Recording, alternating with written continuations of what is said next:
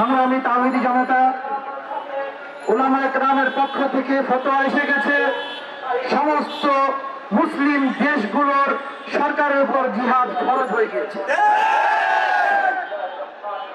হক এবং বাতিলের লড়াই ছিল, আছে এবং থাকবে।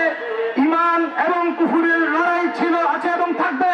কিন্তু বিজয়ী কারা হবে এটা আল্লাহ পাক কোরআনে কারিমে আগেই ঘোষণা দিয়েছেন। যদি মুমিন হও তোমরা, তাহলে বিজয় একমাত্র তোমাদের। ইসরায়েল ভাবছে গাজায় বসবাসকারী 15 লক্ষ মানুষ তাদেরকে নিঃশেষ করে দিলে বাইতুল মুকাদ্দাসের উপর তারা কব্জা করে ফেলতে পারবে। এটা তাদের ভুল ধারণা। এই বাইতুল মুকাদ্দাস শুধু 15 লক্ষ মানুষের না, এই বাইতুল মুকাদ্দাস শুধু গাজাবাসীর না।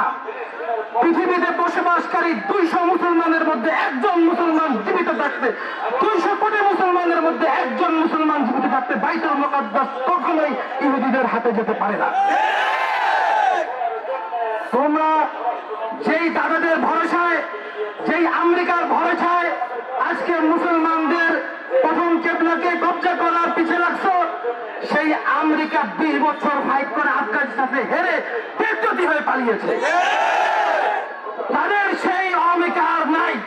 অতি সত্তর দেখবেন আমেরিকার পতন কিভাবে হয়। দ্বিতীয় আরেকটি বিষয়, ওয়াকফ বিল। আপনারা জানেন যে কোন মুসলমান যখন তার নিজের সম্পত্তি, তার কোনো কিছু আল্লাহর নামে ওয়াকফ করে দেয়, তখন সেই সম্পত্তির মালিক স্বয়ং আল্লাহ পাক ডিরেক্ট হয়ে যান। সেই ওয়াকফের সম্পত্তির মালিক আর কেউ থাকে না। সেখানে আমাদের ভারতবর্ষ পুরোটাই মুসলমানদের ছাড়ানো, 700 বছর 800 বছর ছাড়ানো একটি দেশ। সেখানে মুসলমানদের ওয়াকফ করার জমি যেই নরেন্দ্র মোদী গুজরাটের কসাই, সে যেভাবে সেটাকে খাওয়ার জন্য উঠে পড়ে লেগেছে, আমি বলবো সংক্ষেপে যে বাংলাদেশকে 16 বছর এই ভারত বিভিন্নভাবে নিষ্পেষিত করেছে। এই বাংলাদেশ থেকে আমাদের যে জননেত্রী আজকে তাদের কাছে লুকিয়ে আছে।